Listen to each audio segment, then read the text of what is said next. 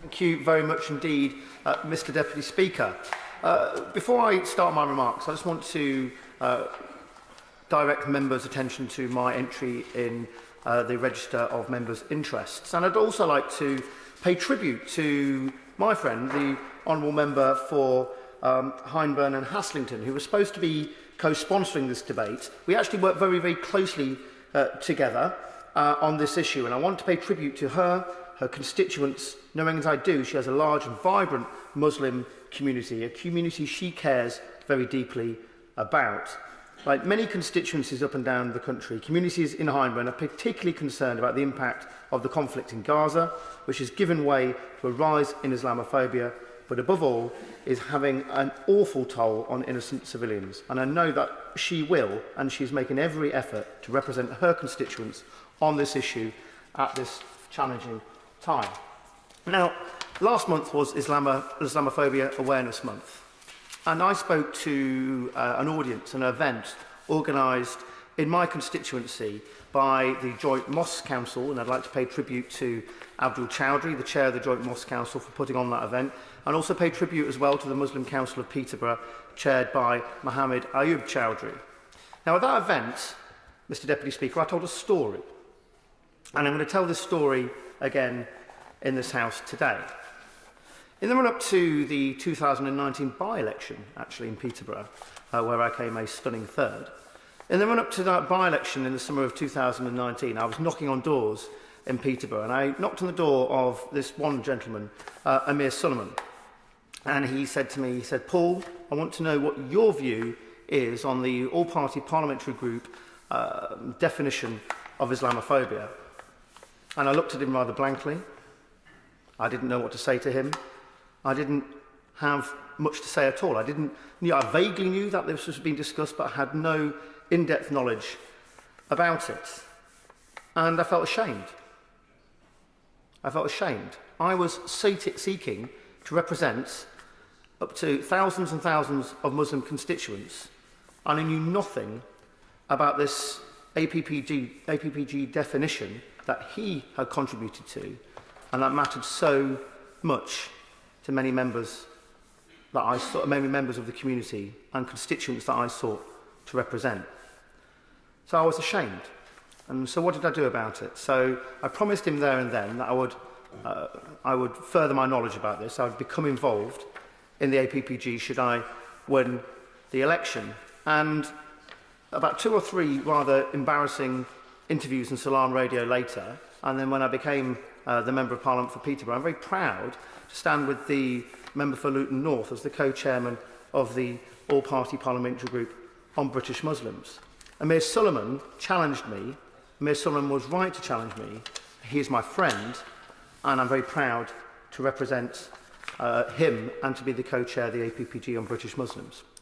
Now, the APPG on British Muslims has produced that definition. As the Honourable Member for Bradford West said, the APPG definition is solid, is sound, and needs adopting by this government. But the government did determine that they were going to produce their own working definition. They're still without an advisor who sadly was removed from that position. But we've not appointed an alternative, and the government seems to have got themselves into this sort of really difficult situation that they don't know what to do about this. And I hope the Minister will actually tell me what she is going to do about it. But I've got a solution. I've got a solution that could have been done many years ago. Adopt the APPG definition, and it will solve this problem. We don't have to go through this anymore. We have an APPG definition which has been adopted by so many people, so many different organisations, and if the government adopted it, it would solve their problems instantly. But I'm just not going to talk about negative things when it comes to the Muslim community. I want to talk about some positive things as well, because Peterborough just wouldn't be Peterborough without the Muslim community. And I'm very, very proud of some of the reports the all-party parliamentary group have produced around since I've been involved in the organisation. But it's not just negative things. It's not just showing you the challenges that Muslims faces. It also shows you the contribution that Muslim communities make to this country. I'm very, very proud to note that the Muslims in this country contribute £31 billion to the UK economy. And if you come to Peterborough, that's not hard to see, because some of the wealthiest people in Peterborough are Muslims. They're entrepreneurs, they've set up businesses, and they've done fantastically well contributing to the economy of Peterborough. When it comes to charitable giving, when it comes to going the extra mile, when it comes to contributing, the Muslim community do that in their spades. I don't know this for certain, but I would bet a dinner at one of the top restaurants in Peterborough on the basis that the time when the biggest number of the largest amount is raised for charity, the largest amount of charitable giving is actually in my cities during Ramadan. That's millions of pounds raised in Peterborough going to good causes. And this is just one example of the contribution that Muslims make in places like Peterborough, but not just in Peterborough, but across this country.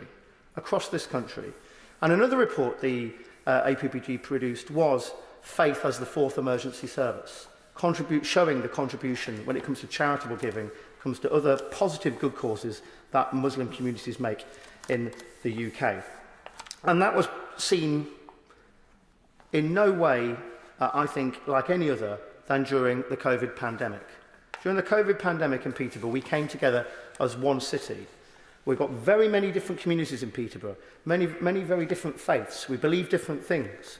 We speak different languages. We come from different parts of the world. But when it came to supporting one another, when it came to supporting the vulnerable, and when it came to standing together, Peterborough came together as one city. And it shows you, Mr. Deputy Speaker, shows you the contribution that Muslim communities and others can make when the country is facing an emergency. So a lot of people did talk a little in the previous debate. The Honourable Member for Bradford West talked about some of the challenges Muslims have faced, invidious and often kind of silent forms of Islamophobia, such as car insurance, paying more for services. Actually, I see this all the time in Peterborough. I've got a friend of mine, a Muslim councillor, conservative councillor in Peterborough. When he's sought to buy a house, he often changes his name. And then when he actually goes to buy the house, goes to have a view of the house, he's told, well, actually, the house is already sold. And that's happened to him on a number of occasions. He will change his name to an English-sounding name to get his foot in the door, but when he goes there, he's told that the house is already sold. That sort of everyday Islamophobia exists and is being seen all the time, and we can't turn a blind eye to it. We must call it out when we see it, and we see it all too often. I actually did something I thought was quite interesting. In preparation for this debate, I actually put out on my Facebook page, which is 11,000 strong followers, but I put out on the Facebook page, I asked my constituents to tell me what their experiences of Islamophobia were. And I just wanted to read out just a few examples from constituents who have responded to that call. The first is from Kiaro Miyake. She talks about Islamophobia comes from ignorance, stereotypes and fear of the unknown. Ordinary Muslims have no connection to Hamas or ISIS or other terrorist groups, but all too often it's assumed that we are. I fear she is right. Suzette Weston, who's not a Muslim, obviously, turns to me and also contributes. It says, it is easier for ignorant people to call all Muslim terrorists than to take time to understand the vast majority are just loving family people. I completely agree with my constituent there as well. And I would like to just say one other thing from another constituent of mine, another example, from Ahmed, another constituent of mine, who turns to me and emails me, said there must be a strong campaign to unite and educate the public on the issues of Islamophobia and anti-Semitism and how these conflicts we're seeing today arise from that ignorance. I couldn't put it better myself. These are ordinary people, and quite often I always find if you ask your constituents, you ask ordinary people, they come through with common sense in their droves.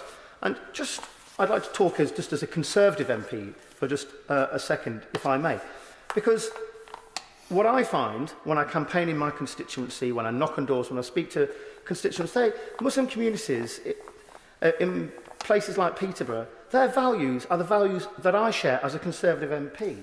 They're entrepreneurs. They believe in low tax. They believe in family values. They believe in strong communities.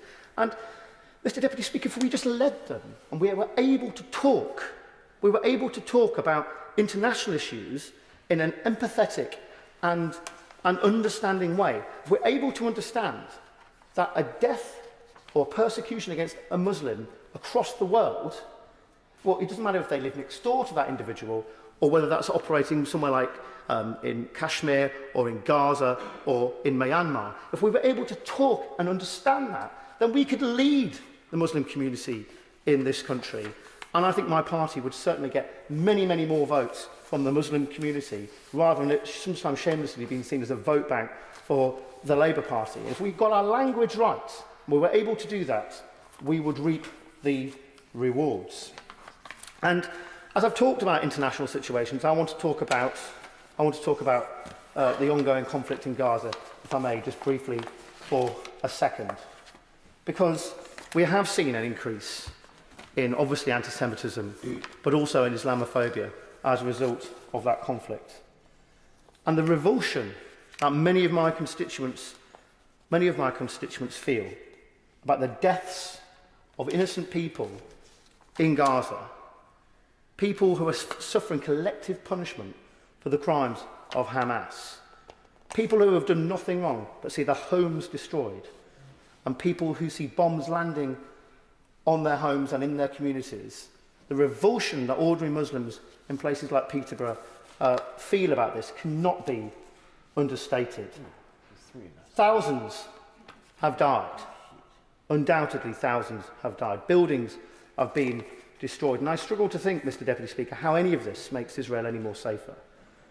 And that's why we need a permanent ceasefire in Gaza. I wrote to the Prime Minister some time ago about this, and my feelings are now exactly the same. We need a permanent ceasefire in Gaza. We gave peace a chance. We had a temporary truce. Over 80 hostages were released. The bombings stopped. We need to give peace a chance permanently. Andy Slaughter. Thank you very much, Mr. Deputy Speaker. I'm grateful for the